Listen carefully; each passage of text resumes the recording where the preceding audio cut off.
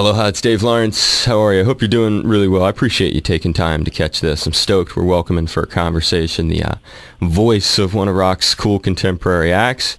They worked hard over the past decade. #1 hits on the radio, Bad Girlfriend and Lowlife. They arrived via Nickelback's Chad Kroger's 604 Records.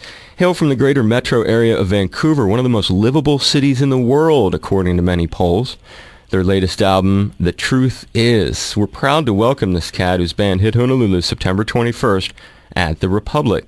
A pleasure to speak with gifted guitarist, singer-songwriter from Theory of a Deadman, Tyler Connolly. Aloha and mahalo, my brother. Thanks for taking a few minutes for us. Hey, no problem. You guys got a special gig coming up. It's a club. They haven't been open a whole lot of time. And before we get into that, just what's your personal background with the islands? Previous visits, gigs out here, that sort of thing? Yeah, we've never played there before. It is the last state, ironically, for us to go to tour. We actually just did 2 shows in Alaska. And then we're heading over there in a couple weeks. Our first time. It's not my first time. I've been to Hawaii before. I ironically, to Honolulu. I spent some time in Oahu and tried surfing and sucked and just swallowed a bunch of salt water. And I remember I rented a board, and the guy's like, "Yeah, you have to go way out because it's just for quite a ways. It's really shallow." And I could see, and I was too scared to go out. Every time I fell off the board, I would land on rocks and coral and cut my feet up, and because I was just too chicken to actually go out as far as I was supposed to actually hit some waves. Sometimes even when you're where you're supposed to, that happens. It's just like that with the reefs. I know what you're talking about, my brother. So how long ago was that? That was probably, I don't know, maybe 4 years ago. I stayed at this, I stayed right on the beach. It was awesome. I loved it. I could easily move there. It's maybe it's one of those places where you can't spend enough time. So I'm going early. I'm going to go the Monday before the show, which is on the Friday, and I think I'm just going to rent a car and drive around and try to hit some cool spots. When you were here before, did you stay right in Waikiki, I imagine? I did, yeah. I stayed at this hotel called the Halakolani, which was it was really nice, but it was just too quiet. It had a private beach. There was just nobody on it. But I did the same thing last time I was there. I just rented a Jeep and just drove around the island. It was nice. Okay, so just one previous visit. That's so far, yeah. That's cool. And when you were mentioning about it being a place that you would consider moving or whatever it was that you said, which is not uncommon, and Honolulu ranks highly on those livable city polls, and we constantly see it. And so when you're looking at something like that and you see your own city, you see the other ones that are consistently at the top, and one of those would be Vancouver. I've only been there once, Tyler. I thought it was surreal. It was so modern. Everything was so clean, and for a one-time 3 or 4 day visit, it was quite special. What do you think about that place and maybe its impact on the music or on you? Yeah, I don't know. When you say, they do a poll saying one of the most livable cities, I had a great childhood growing up there, and it just had so much, livability. It had, you're right on the ocean, but then you've got the mountains, this wall of mountains, the coastal mountains, and then, of course, the Rocky Mountains. And it just had every activity. Of course, being in Canada, it was all about hockey growing up.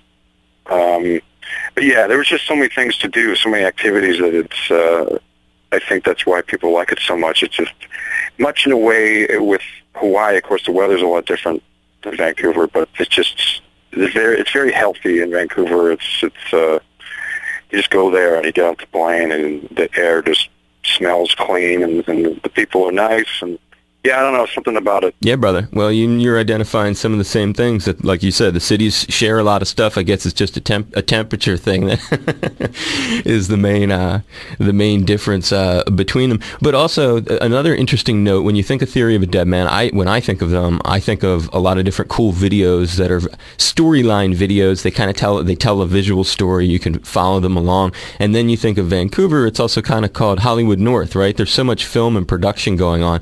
And so it is either ironic, I don't know, a coincidence maybe, or maybe there's more to the fact that you guys have really pronounced videos. When I write the lyrics of a song, I think I try to do a lot of visualization, and so people are listening to the song on the radio or at home or something, they they can also, you can almost picture what's going on in the song. And so when we shoot videos for it, it's almost trying to, encapsulate that, I guess. It's just try to get it. I think that's, we've always had a lot of great videos. I think sometimes I watch a lot of other bands' videos. I'm like, it's just kind of boring, lame. There's nothing to it. Like, where's the story? I mean, I don't know. I don't think it has anything to do with the Hollywood North. I mean, I'm also a huge fan of movies and stuff, so maybe that's just the inspiration of having something, that media is, we always get pumped to do videos, and a lot of bands don't get to do a lot of them, so every time we do one, we try to make it great. And a lot of bands, maybe when they do them, they don't put the same sort of, that's interesting. You sound like you're both gearing the tunes towards having a visual outcome, and which is sort of forward-thinking and modern and addressing the needs and realities of today's world of being an artist like yourself versus having done it a long time ago. But also it made me wonder, were videos a big deal to you when you were younger? Were you watching other people's videos a lot? Do you consider yourself, having grown up, really affected by music videos? Probably not as much as I wish. I don't know. I think nowadays, you see a lot of labels not doing as many videos anymore because they can't get the placement on TV, but I think it's more important now more than ever to do these great fun videos that have a storyline, because you don't really need to put the performances in there as much because people have YouTube. They can just YouTube your performance from one of your shows. So what's the point of just spending a bunch of money having a guy film you performing on top of a mountain or something? Right. I always joke about that. Where it's like, so what is this video? The band, these directors will send us treatments, and they'll be like, the band's performing on top of a mountain or something, or on top of a skyscraper, and we're like, boring. It's just like, come on. We always look for something different and fun, so people watch the video that, probably on YouTube, they'll actually, watch that rather than watching some iPhone clip of us from one of our shows. Because you put work into it, and great point about the need in an era where we can all access so much of the live video, that the music videos that you produce, it's almost more essential that you come up with something creative. Good bit. I like that. When I think about some of I love your voice. I love the hooks, the riffs. So Happy, one of my favorite jams. That's why I'm thrilled you're actually coming to town. You guys rock hard, and it made me wonder, when you were a little kid, what was it that got you into music, Tyler? What made you want to be into doing what you're doing? Well, I was lucky. My dad was a musician, so I hated rock and roll at first. It was when you're a kid, you do everything your dad isn't. So my dad actually was in a band, and he sang, and our basement was full of every musical instrument and recording gear, and it just smelled like, cigarette smoke and beer, and so it was, it was the anti-establishment, thing for me. So I instantly went and listened to rap, gangster rap or whatever when I was a kid, and then I don't know what it was, but it was just, I think it was around, ironically, the same time I, started noticing chicks. I think probably when I was like 13 or 14, I started noticing chicks were hot, and that they were digging on dudes that could play guitar. All my friends played guitar, and I was like, yeah, I'm scrapping this rap stuff. I'm going to rock and roll. Then I figured out this whole time my dad was actually cool, and he actually had a bunch of badass records, and all these instruments he had were all these awesome instruments. So I just figured it out. I just started learning how to play guitar and record stuff, and so I got to thank my dad for that one, and chicks.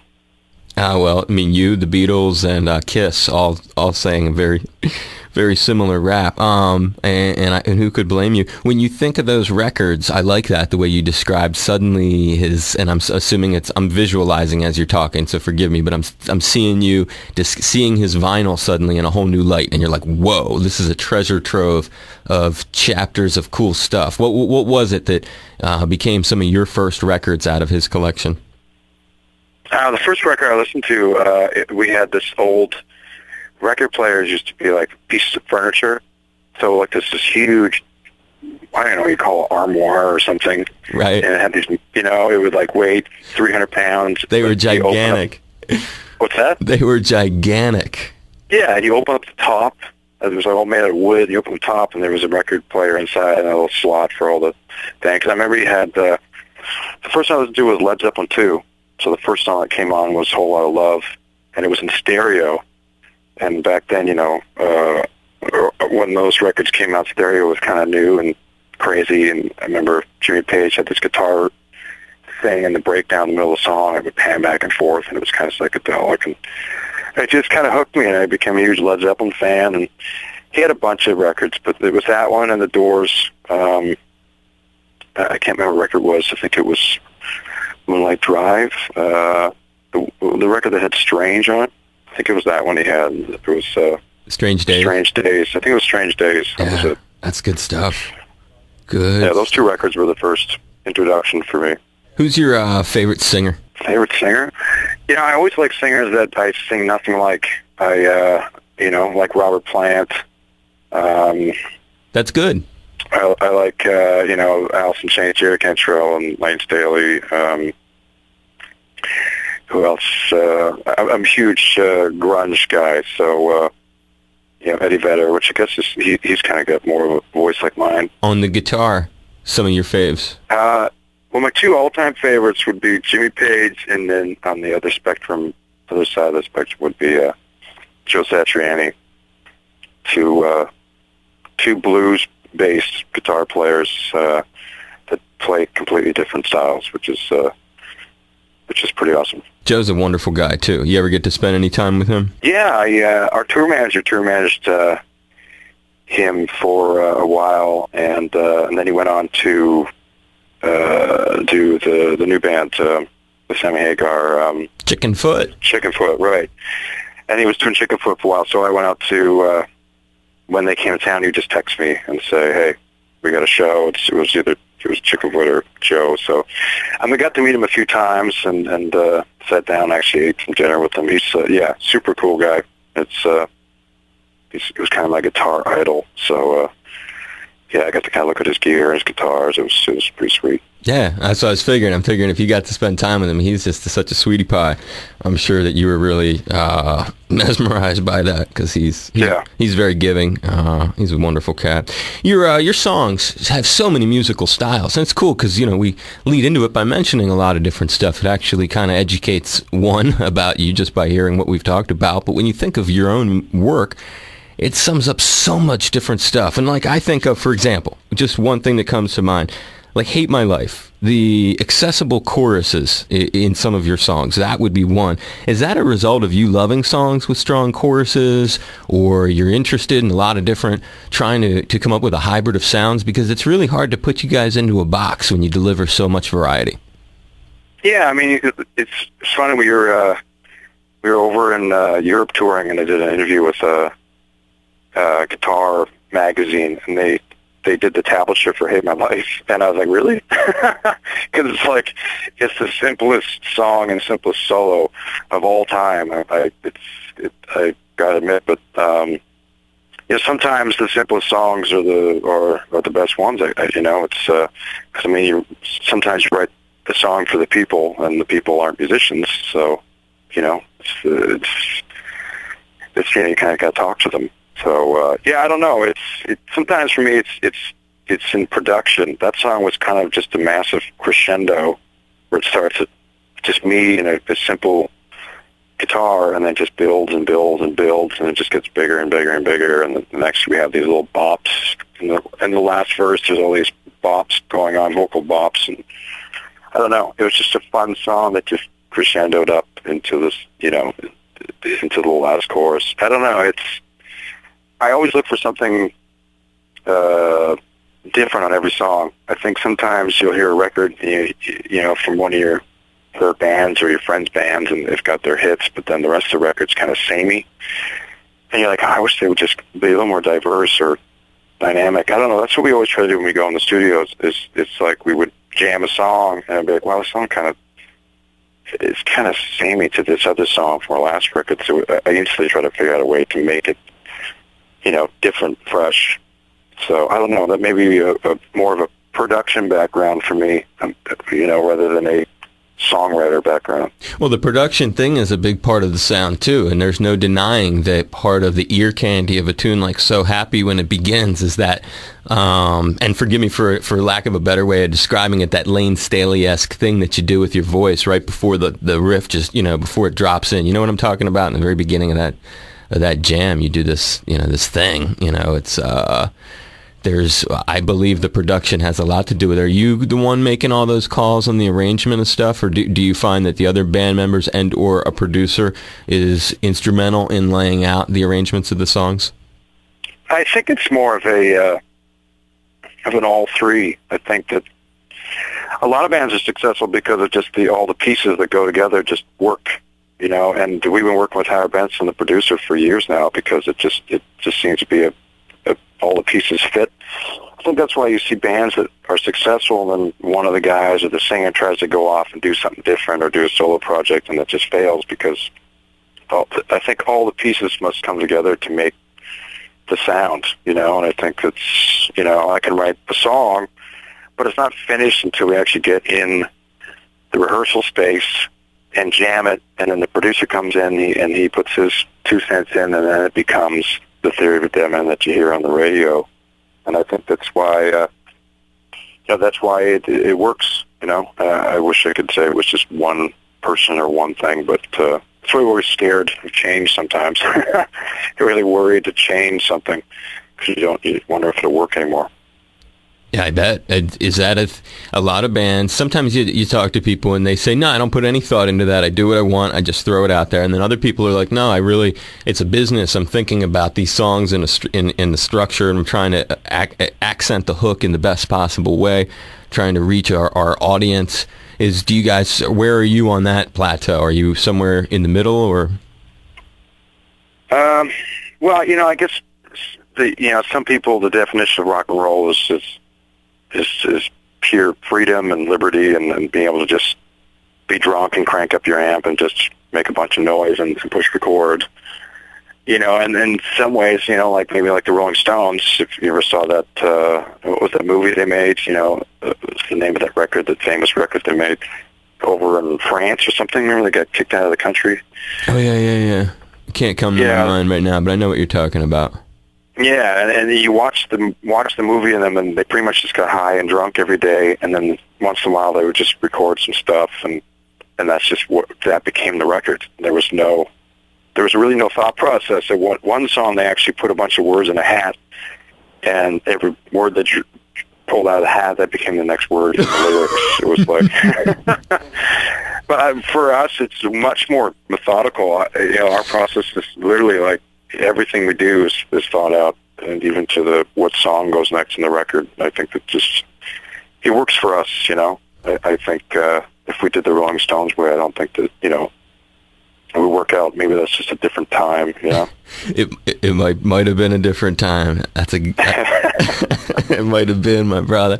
When you were talking that's a great line, because that leads me so into this next question that I had for you. When you talk about picking what song goes where on the record, and do I have time for a couple more questions? Are you all right, Tyler, or you got it? Yeah. All right, and then I'll wrap it up with you.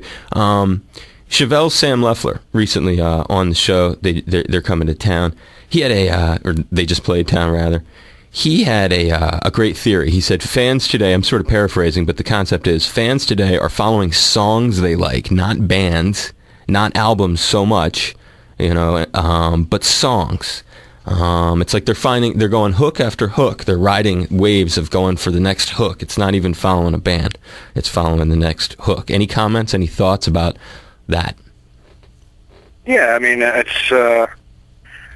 it's true. I mean, but it's been happening. It's never really changed. I mean, back in the 50s, Elvis sold singles. He didn't really, a lot of bands, it was all about singles back then. It was just the next single on the radio, and it's kind of become that again with iTunes. People are downloading songs and not records, and records are becoming more nostalgic, in the sense that, for bands, when I grew up, it was all about buying the CD on the first day it came out and opening up and looking at all the thanks and the lyrics and looking at the, what instruments the band members played and any special guest singers and stuff like that. But for us, it's become more about doing that because that's what we grew up with. But you got to think about, what the fans are into, and it's becoming a singles market again. It's like going back to the days of Elvis, where, if you ever toured Graceland, it's like the guy sold, I don't know how many hundreds of millions of records, but all those were all singles. It wasn't, there was no ebb and flow of a record where you got to track 13 and it was some hidden track, or it was like an 8-minute long crazy song with no lyrics, but I don't know, it is sad a little bit because you listen to something like a Doors record or Pink Floyd The Wall, and people are not going to download a Pink Floyd single. It just doesn't work. You have to download the whole record. It is so true, and with so many albums. Yeah, I'm with you, brother. Love looking at them, gatefold, the whole deal. Records are special stuff. No, it's a good point. Well, you're obviously a trooper representing albums because, as you said, you even when you said you think about the structure, and it is great to put something on, and you serve up a lot of diversity. I just offer you this as a final note. No more questions, but if you're in town and you do have time, if you just want to do an interview, I'll shoot by the venue or something, record a quick thing, but love to do something if it's possible. No, we can probably do something. I mean, I'll be in town early, so I don't see why we can't figure something out during the week. Okay, and no pressure. If it can work out, that'd be great. If not, no biggie. I want you to have a safe, solid visit, and I hope you had fun talking today. I really do appreciate getting to pick your brain. Hope you enjoyed this. No, man, it was great. Thanks a lot, and I'll see you when I get there. You're the king, Tyler.